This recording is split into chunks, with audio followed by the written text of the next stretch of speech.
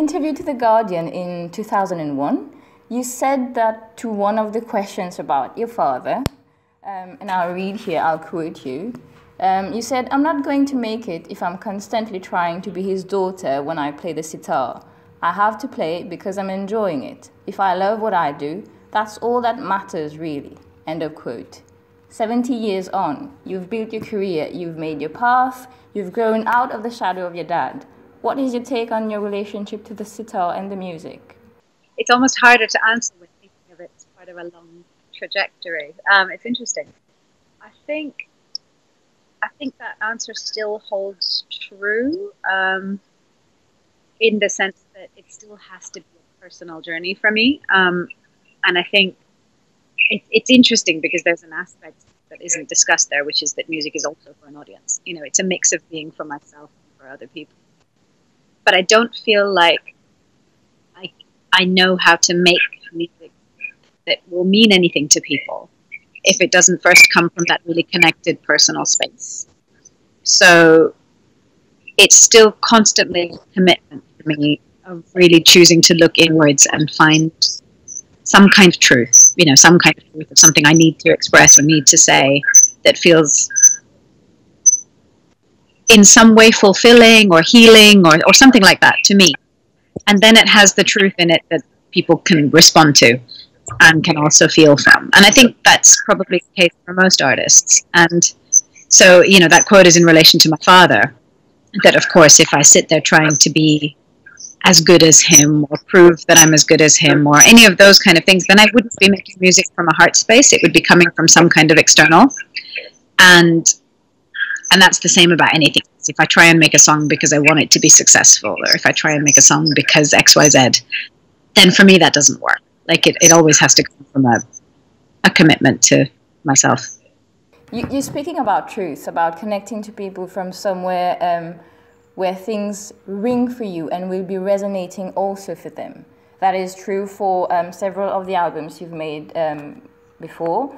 Particularly with Land of Gold, which was released in 2016 and which connects particularly to the migrant issue. You said then that the album was about those people, families, children who were being displaced, who were fleeing what they thought was home, who were trying to find new homes and were finding doors being closed. We're in 2018 now. The migrant issue is more acute than ever.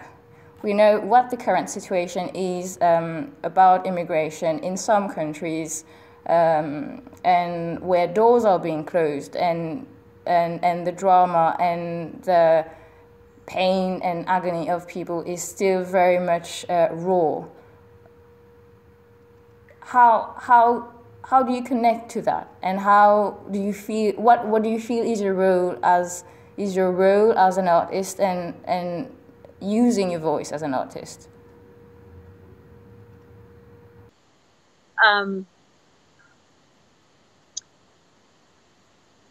On one side, you hit the nail on the head that like the refugee crisis is worse than ever.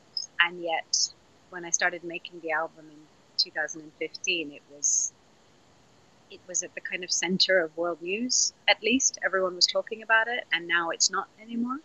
And that's one of those things about our world that really scares me, is the amount that can still be going on, and yet it's so easy to kind of just put a sort of blind spot in a kind of global sense, and people aren't talking about it anymore, I find. And so it does feel important to still do things like this tour, where we still get to go out and talk about the issue, talk to people about it. But I realize that doesn't necessarily have any kind of massive direct impact on anything. It doesn't create big political change. It doesn't really solve anything. And that can be frustrating when trying to use art to help anything humanitarian. And I think that's where I sort of see a separation. You know, you asked the question of like, what is your role as an artist? And I think it's more important to say, like, what is your role as a person?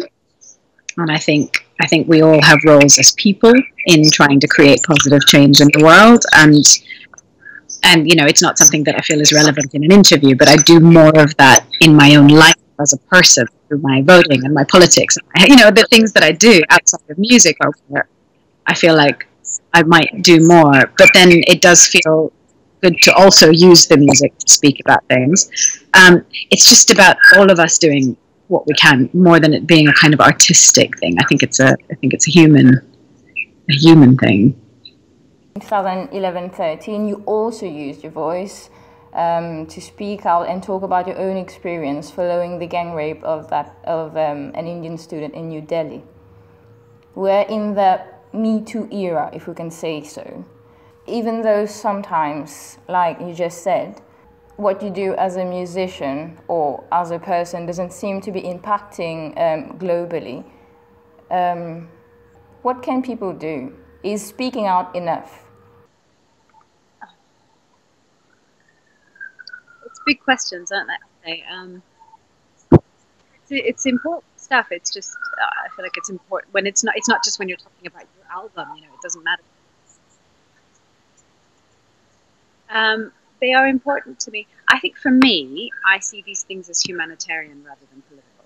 First of all, like to me, it's staggering that the idea of people trying to reach safety with their children is in any way a political issue. Like, how can that be political? Like, how can two people from different political belief systems not agree that human beings deserve to reach a place of safety and feed their children? Like, that's humanitarian. And I think it's the same when we talk about something like sexual violence. I spoke from a humanitarian place about the experience of being violated, you know, in the wake of a moment in time where I felt like there could be change coming because people are talking. And so I think speaking, I do think using the voice and speaking is a very hugely important part of creating change. So is listening, not just speaking.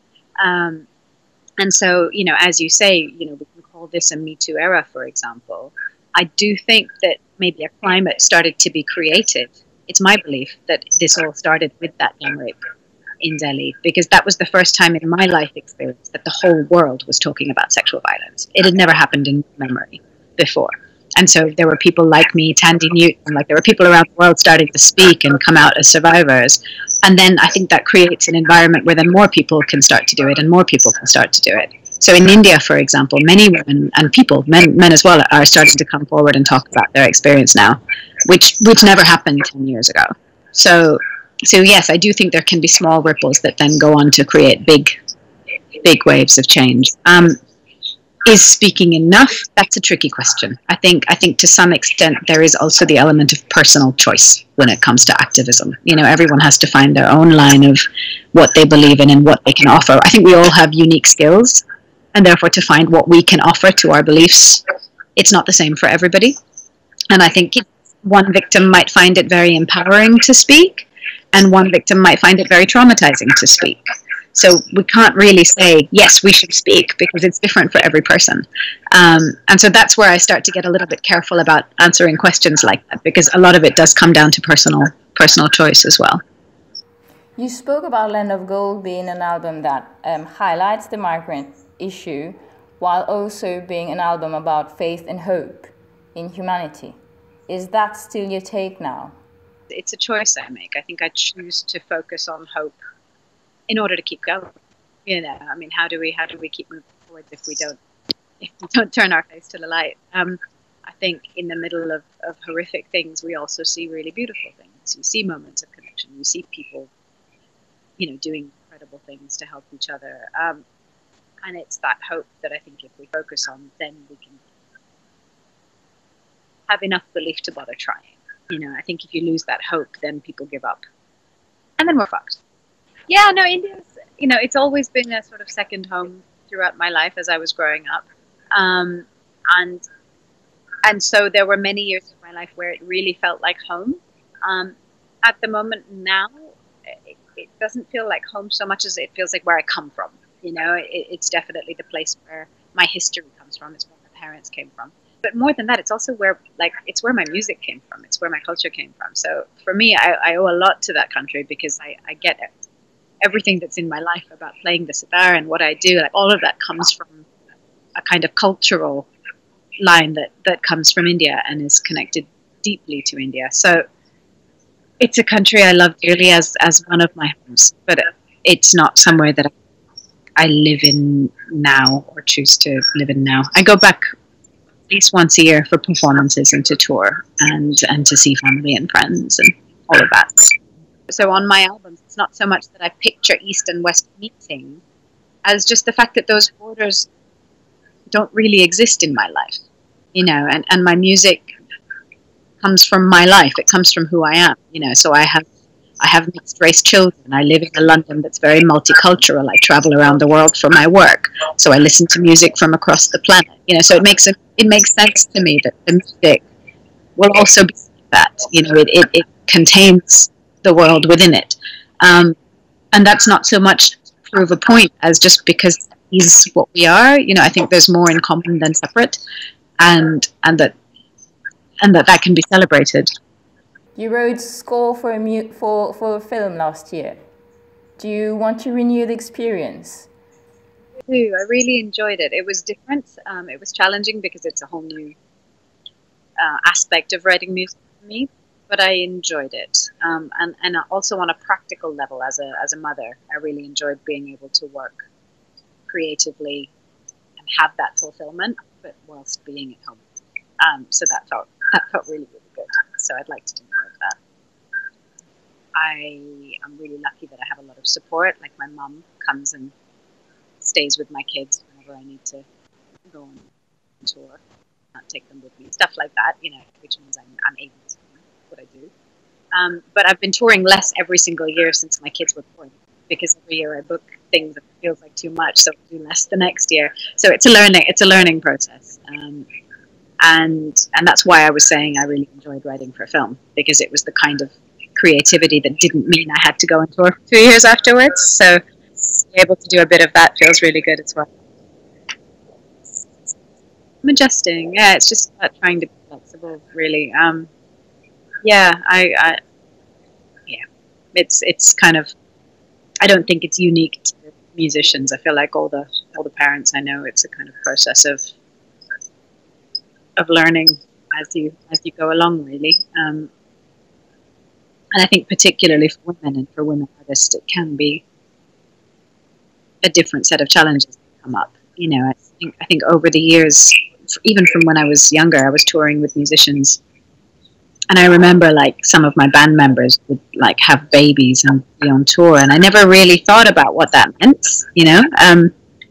But then like once I was having babies, it was like I'm the mum, like I'm not the dad. It's not as easy to just leave, and it was just like it's just not the same, a lot of it, and I wish it was, but it's not. So it has its own set of challenges, and I do feel like there's a lot of other women artists I know that we really talk and share a lot, and sort of try and learn from each other how to find that balance that everyone talks about, the balance.